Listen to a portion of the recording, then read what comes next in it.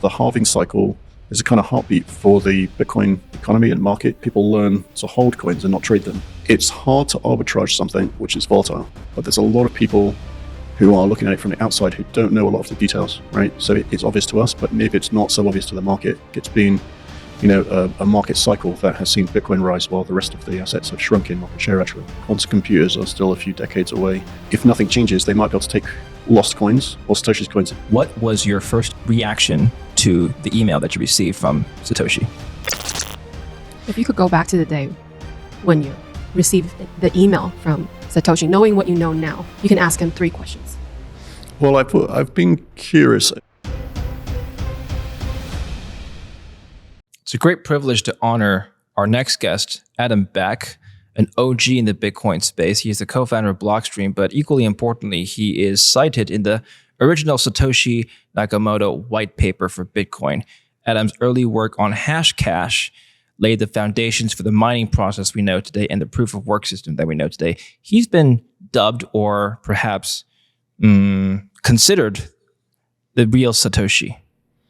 I don't know about that, but it was a certainly interesting experience and ride getting kind of instant fame in Bitcoin relatively early on because of the Hashcash connection. And I was somebody that was interested in and implemented some of the previous more centralized electronic cash systems. So certainly, became very interested in Bitcoin as well. What was your first but reaction to the email that you received from Satoshi? Yeah, so I get a lot of emails every month or two from people using some of the open source code I've implemented or using some kind of applied paper, and Hashcash was one of those. And so, it felt like another one of those. I thought Satoshi Nakamoto is the real guy's name, developer or researcher. And I was involved in the attempts to build an electronic cash system after DigiCash, the previous system, had failed. And the reason it failed wasn't technological exactly, but it was because it was centralized. And this central database allowed you to verify that the coins were valid. And the company failed. So then the coins you might have became unspendable. And so, the people that were interested in electronic cash on the cypherpunks list, the way they reacted to that is to draw lessons that, electronic cash is very cool. We want to see it come back. We need to solve a decentralization problem. It's centralized, it failed, so we needed a decentralized solution. That's very technically challenging. Is it? So, but correct me if I'm wrong, but your original proof of work concept was not intended for money, right? It was for email filtering. It was as a kind of postage stamp. Now, that was in the context of the DigiCash system, which had recently failed at that time.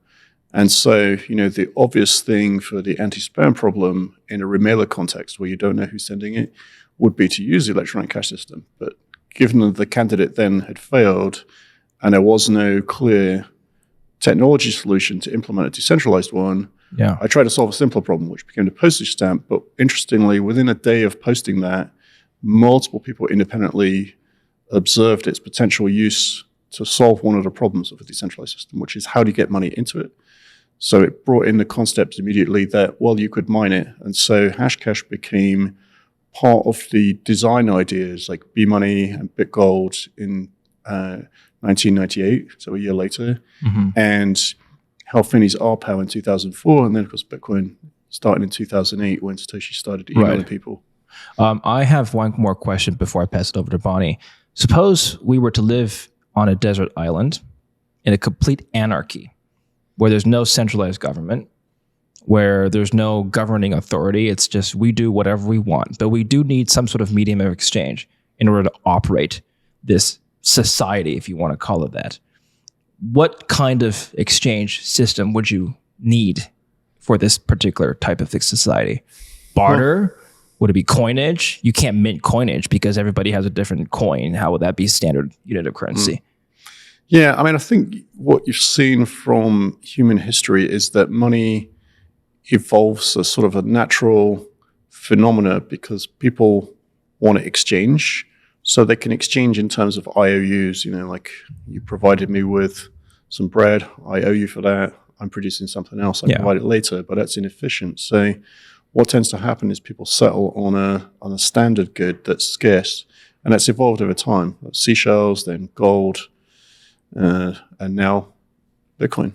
I guess it's the new improved monetary technology. So I think people look for whatever is relatively scarce in the environment, the best candidate, and they use it. They end up using it for that purpose. So on this hypothetical island, that would be what, maybe it would be some hard to find seashells that you have to spend a lot of time looking for, or, some commodity like a gold ore or something like that. And so I think Bitcoin is really digital seashell, digital gold, a digital solution to that. So actually a better hard money. If Satoshi would have chosen a slow decline instead of 4-year halving, how would that change the balance? Yeah, I mean, it's an interesting question because some parts of Bitcoin look like they could have had alternative parameters and still probably worked. And so, you could certainly see a graduate, like a smooth slope of supply rather than one that's stepping every 4 years with half the supply and half the fresh supply. And so I think coincidentally, it seems that the halving cycle is a kind of heartbeat for the Bitcoin economy and market. It does seem to continue to affect the market cycle, even as it represents a smaller proportion of the coins in circulation. Now there are almost 20 million. And so the drop from, 6 1/4 to 3 1/8 is a smaller drop. So I think how that comes to still be economically significant is over time people learn to hold coins and not trade them. And so the coins that are left that can be reached in the market are shrinking as in line with the rate of supply is also shrinking. So they stay roughly in line, and that's how you can have this counterintuitive phenomena that something which is a smaller and smaller percentage versus supply still have a very noticeable effect on the market every halving. So I think it could have presumably worked without the halving, but the halving is a nice kind of economic cycle driver, it turns out. It's just amazing how the design is so perfect. I remember you were talking about early days, people were worried about, the blockchain being too transparent. And now, Blockstream has this liquid that tries to protect privacy. Now tell me if the original Bitcoin design is for everyone to see the transaction, is that against the law of Bitcoin? Well, I think, I was, because I was familiar with the previous systems, while they were centralized, the academic cryptographers had tried to arrive at the idealized or perfect characteristics for an electronic cash system. And of course, the technology wouldn't necessarily be quite able to meet that, but they were able to have extremely strong confidentiality and privacy of who was transacting with who. So it's really a bearer money with cryptographic assurance. And it turns out with a distributed system that cryptography doesn't work. And so, there are still ways to make it work, but they're far more complicated and less efficient. And so Bitcoin doesn't, out of the gate use those. And so, I would view the fact that Bitcoin doesn't bring those properties in its initial launch really a technological limitation and not, a design intention. But, that's speculation because Satoshi didn't explain. But I think, you can see that even in the Bitcoin paper, it's talking about, transacting without a middleman and bearer kind of cash-like properties, right? Which are actually better ensured by these cryptographic mechanisms. It's just that they are, they're harder and they're still not, probably quite at the stage you'd want to deploy them on Bitcoin, which has a lot of value on them. So does that mean we'll see more and more chains that's being built that cares more about privacy? Well, I think what tends to happen is that the features that, become available technologically get added to Bitcoin, either directly in the base layer or in layer twos, where there are trade-offs that don't quite make sense for the base layer. So, I think Bitcoin is, increasing market share the new money coming in, via the ETFs are kind of the top 10% in terms of share portfolio minus the top 1%. So just, people with a portfolio that talk to their broker. So I think they're reallocating shares or gold ETFs into Bitcoin. All that money is going into Bitcoin, not into the other coins. And, the institutions have professional managers and they are focused on Bitcoin as well. So I think it's been, a market cycle that has seen Bitcoin rise while the rest of the assets have shrunk in market share, actually. If you could go back to the day when you received the email from Satoshi, knowing what you know now, you can ask him 3 questions. Well, I've been curious over time how he arrived at the solution, because, people had been trying to find a way to make this work in 1997, 1998 already, right? And so there's a sort of technological leap between the proof of work and the scarcity and how to have the system work without any identity, just that you work. So, we understand how Bitcoin works, but it's kind of a curiosity for me how he arrived at that idea, because a lot of people tried to find a solution and didn't. So that's one thing. I think there's some other curiosities, like why 21 million? Why not 42 or 10 million? Oh, that's a good question. Yeah, and no, I don't think there was really that much he could have done in terms of adding privacy technology into it. I did notice when first looking at Bitcoin that there was a potential solution in this 1999 paper called Auditable Electronic Cash that was actually compatible with a decentralized system. But the coins will be quite big.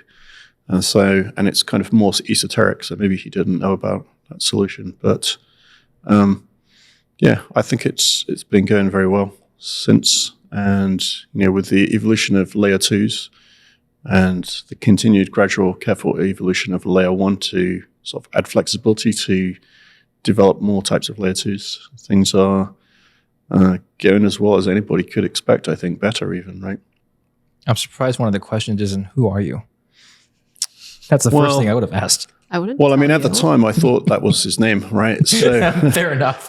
Yeah, of course, it is a curiosity as to who Satoshi might be. It's a kind of mystery that is, behind the currency. But what's your favorite theory as to who it may be? No, I don't know. It's like all of the ones that have been put forward seem to have some flaw where it's not quite believable. And so, of course, I know a number of people that were interested in this area, like developers and so on, but it seems like nobody seems to know who it is. And of course, there were people back in the mid-90s interested in privacy technology and electronic cash who are posting technical comments on a cypherpunks cryptography list using remailers.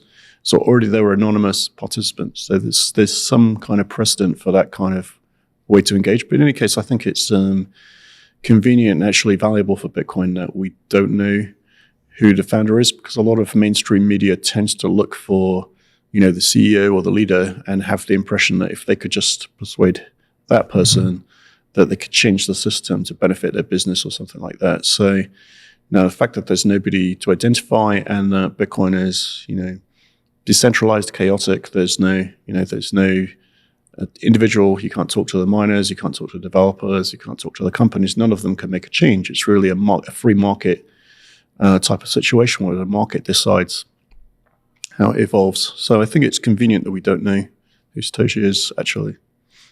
Could it be a group of people? Because how can one person be that smart?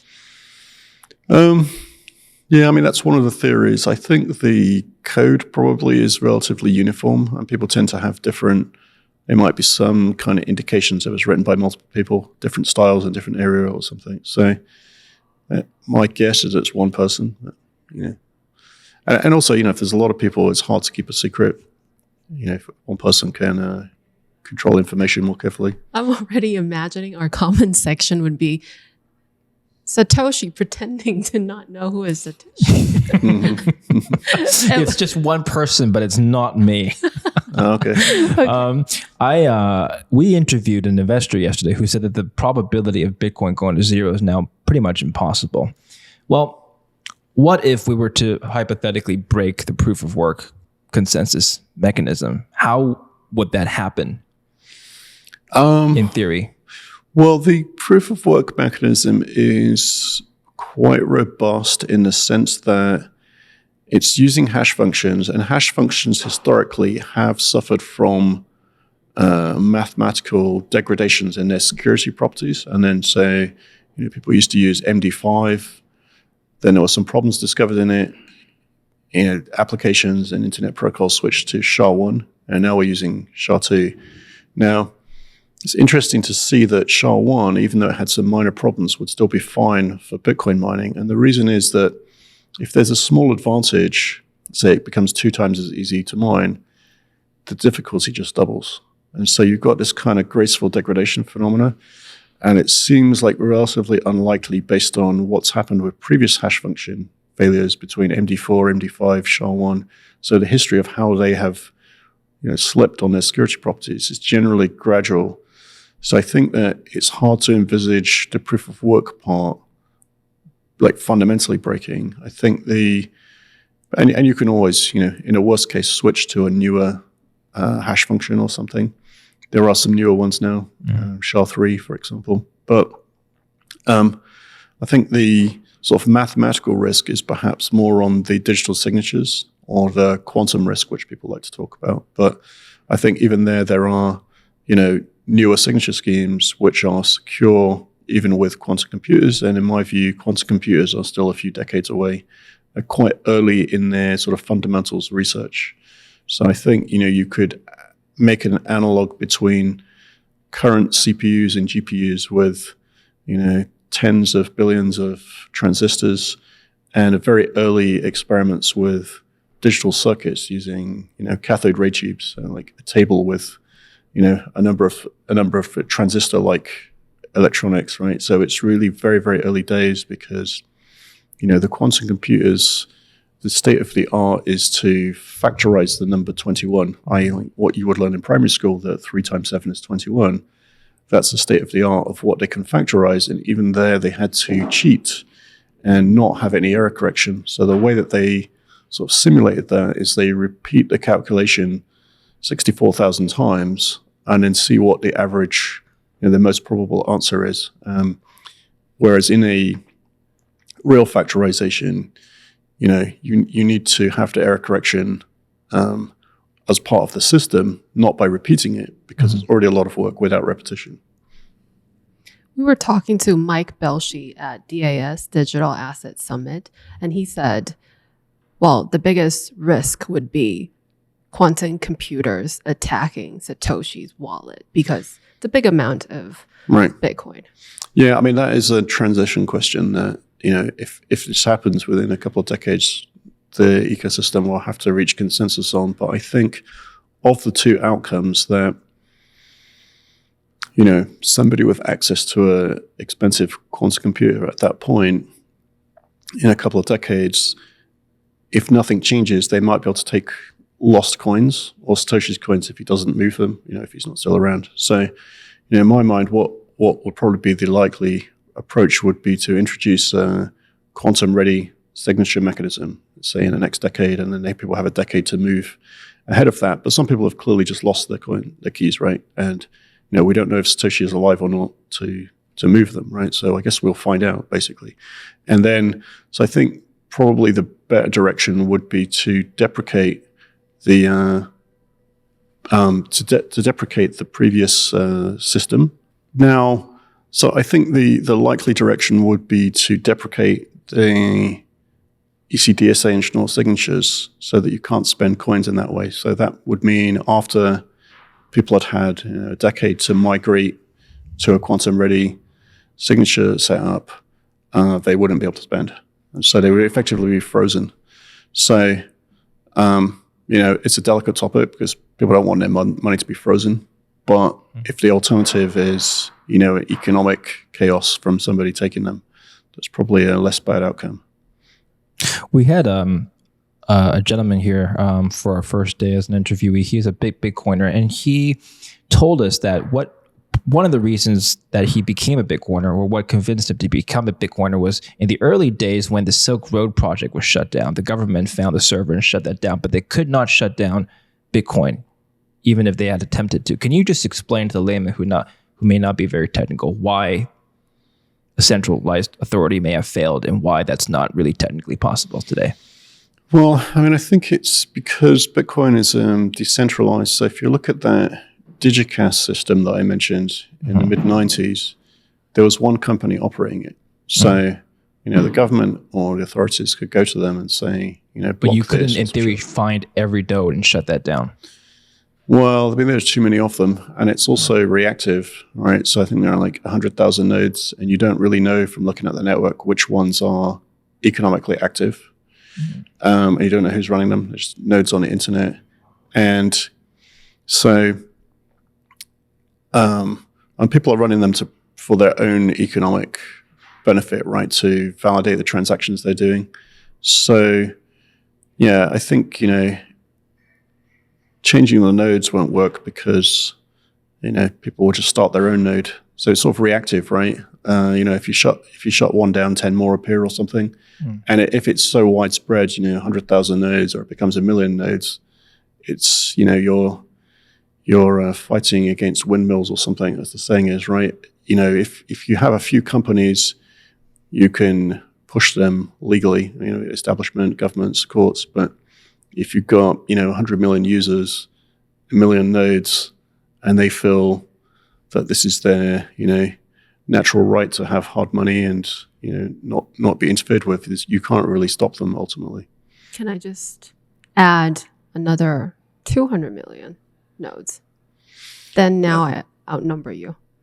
Well, I think the thing is, and that arose in the sense that at some point in Bitcoin's history, people added nodes to try and indicate support for like a fork or something. But I think the thing that is the balance is that the nodes are only really economically significant if they have a user behind them that is transacting.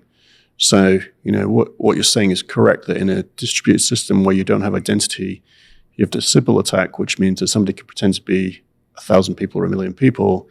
And, if you have a system that's designed badly, that could confuse or overwhelm the system. But in a Bitcoin model, what matters is actually the economic nodes or the economic weight of the nodes. So, if a particular node is a payment processor or an exchange, that one's carrying a lot of economic weight because they are verifying a lot of value daily. But, if an individual's running a node, that's verifying the transactions that they do or their savings, that kind of thing. So it's a bit indirect, but I think those economic nodes are the more important ones than the sheer number. So most people are running it for a reason, which is, they have a wallet and they're using their own node or something like that. But running a node has no financial incentive.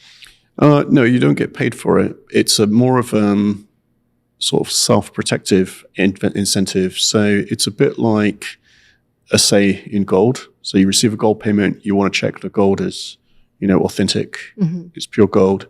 And so you will, use some assay method or, go to an expert to check the gold. In Bitcoin, the way you do that is you run a node and it tells you this is a real Bitcoin transaction. Where if you go through a service provider or a third party, you're relying on them to do that. And so you don't really know for yourself, right? So a lot of people want to, have that bit of extra security for themselves by running a node so they know they've assayed their own coins. So it's that kind of, the value is indirect. It's, verifying your coins. And, not everybody has to do that because there are, hundreds of thousands of other people doing it directly and, millions and millions of people doing it indirectly via different wallets and exchanges and things like that. So Bitcoin halving affects the price perfectly. You can look at the chart. It looks perfect. Well, if everybody knows that, why don't people just buy early? Yeah, that's a good question. And you can see it's a kind of arbitrage, right? So I think actually the reason is a bit sophisticated, which is that it's hard to arbitrage something which is volatile. So the thought experiment I was saying is, what if in a given country the government reduces the taxation on rental properties. Mm-hmm. They cut it in half. To give people a month's notice, it's going to get it cut in half. As soon as the news comes that, in a month or two, the tax is going to be half, the resale value of rental properties will jump immediately because house prices or apartments are relatively stable pricing. Now, with Bitcoin, of course, everybody knows there's a halving coming at a date, actually a few years in advance, right? So let's say it's 6 months before the halving. Why don't people arbitrage that? And I think the reason is that, if they are not Bitcoin exposed, they're trying to do it on a dollar basis. They could see that it might have an impact on the price, but the timing is a bit uncertain. The price tends to move a bit after the halving. And, let's say they think they can make a 50% profit from this if they do it right. They might be worried that, they buy it, but the price is moving around at 40% volatility per year. So they might lose the 50%. And so they'd have that uncertainty, right? So I think that volatility makes it harder to arbitrage that event you can see is coming. Because normally markets try to price things in as soon as the information is known and information is priced in. So I think it's a good question. And I think the volatility is something to do with why it doesn't get priced in. I think another reason can be that we know about a halving, but there's a lot of people who are looking at it from the outside who don't know a lot of the details, right? So it's obvious to us, but maybe it's not so obvious to the market. You would think, how could somebody hold Bitcoin and not know about the halving? But they probably do. And, they're looking at the financial news shows, which, are getting more sophisticated in their commentary these days. But going back a few years, they would sort of look at Bitcoin news and draw the wrong market conclusion for it. And then, people who are kind of sitting on the outside look at their news and react to it and sort of create market opportunities for people who understood the market better. Don't share this interview. Don't spoil our secrets. Keep markets inefficient for the people who do know. That's your conclusion? Yes. Well, I would like to move on to the future of finance that runs on Bitcoin, which is coincidentally the name of your panel that you did, or not panel, but the keynote speech that you did here at the Bitcoin Las Vegas conference. Tell us about the future of finance. Well, I think it's an interesting time for the next wave of Bitcoin adoption, which is the early stages of the institutions, the easier access to the Bitcoin market via the ETFs. For a lot of people, the way they deal with their investments is they call their broker or financial advisor. So the ETFs give them a way to do that. You see the early stages of fund managers allocating Bitcoin into diversified funds. Most recently, BlackRock made a recommendation for a 2% allocation to a diversified portfolio. But I think the proportion of managed funds in Bitcoin is still extremely low. So I think that's yet to happen. They have a kind of careful, methodical process about how they would bring something to market. So it might take some months before they actually act on it and start to make it available to different segments of their investor clients. And then I think the other thing that's evolving is Bitcoin, the asset class, in terms of its technological handling, is starting to interface to traditional finance. So one way it does that is via custodians.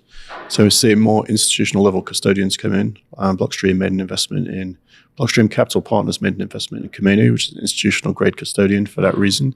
And the recent regulatory improvements in the US make it easier for the larger established custodians of shares and bonds to actually enter the Bitcoin custody market. So they're not in market yet, but the regulatory hurdle that made it difficult for them is now lifted. And so that might be another way that it makes it easier in the future for managed funds to participate in Bitcoin, because they'll be able to do it via a custodian that they already work with, let's say. And then the other part of it is using Bitcoin layer 2s like Liquid, which are sort of bringing the bearer, settlement, and simple smart contract advantages of the Bitcoin network, which is the most robust of the networks available, right? So I think it's sort of showing that Bitcoin can be an internet for money, but also an internet for assets. And so on Liquid, we have a number of different assets, about 3.3 billion. Now, one of the newer additions is securitized shares, which are interesting to Bitcoiners, so kind of crossover assets, so namely the treasury companies, so far MicroStrategy and Metaplanet, but more in the future. And what happens there is, there is a custodian that holds the underlying shares. The token you're buying is a security, so you have to enroll in order to buy it and receive it in a wallet.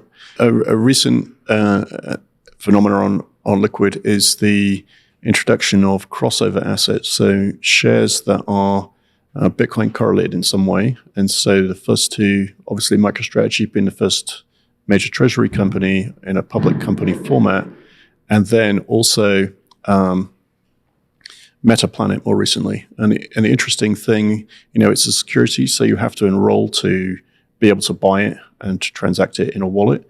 You can hold it in a wallet. It's a very Bitcoin-like experience on the Liquid network, with seeds, and you can sort of pay somebody, a hundredth of a MicroStrategy share to sell a lunch bill. It's around $4, let's say, $3.75, $4. And you can also trade in a 24/7 market, a sort of OTC non-custodial market. And this market's actually Bitcoin denominated. And on a weekend, it can achieve, it's achieved a similar volume to the Frankfurt ADR on MicroStrategy.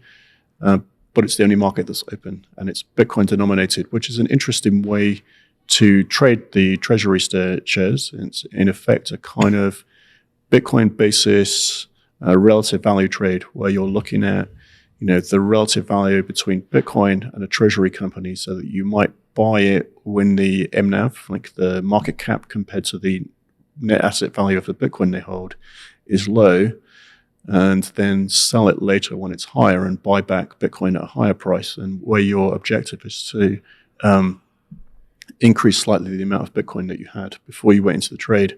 So you can see that this market is a bit one-sided. There are clearly Bitcoin traders in there, but there's a bit of variation. And, even for traditional investors who are not looking at this trade on a Bitcoin basis, it's a 24/7 market. So it fills in some of the gaps where, you've got, particularly with the Japanese one from Europe, that that market starts at 2 a.m. That's quite difficult to interact with. And some of these markets have market halts. So the Japanese market is generally halting when the price moves more than 15% in a day. And so you've seen a sort of difference in price between the US ADR for Metaplanet from the Japanese market. And so, a 24/7 market can help smooth that out and give more global access. I think sometimes people find it difficult to get access to shares on markets outside their jurisdiction. I'm just wondering, what does your day look like? Because you know everything. That's a lot of fun. Too many toys to play with, right? So I'm quite interested in trading and investment from the mid-90s. So Bitcoin presented, as well as a kind of technical interest in electronic cash.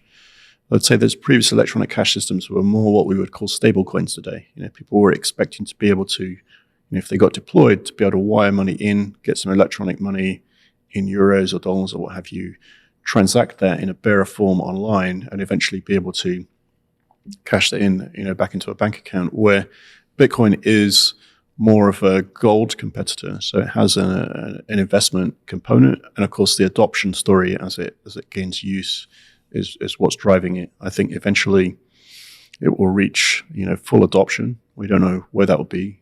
What does that look like? What does full adoption look like? So I think the one target is gold, and gold values are quite high at the moment because of the macro hedge phenomena where governments will buy gold in times of uncertainty. And so, but even there, with the current Bitcoin price level, it's within about a factor of 9 of reaching the gold market cap.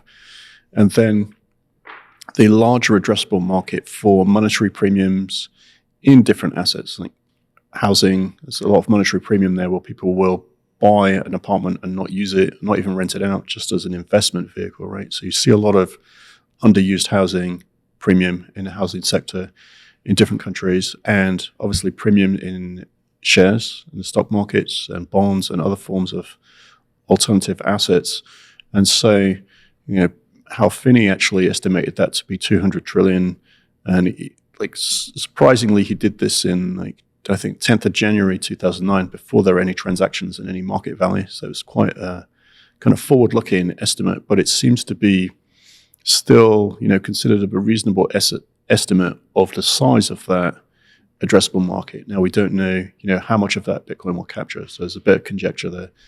But it seems logical that, if the institutional adoption continues and the retail interest continues, that Bitcoin could get there. Let's talk about that prediction. So that was a long time ago, and I'm assuming people were shocked at that number back then. Well, right. It was very fanciful because there were no users. I think he received the first transaction ever from Satoshi, and I think that was, I'm not sure if he got that transaction before he made that comment or after, but it may was even before he got that transaction. I believe he got it in block 9, so probably he sent this comment after he received the transaction.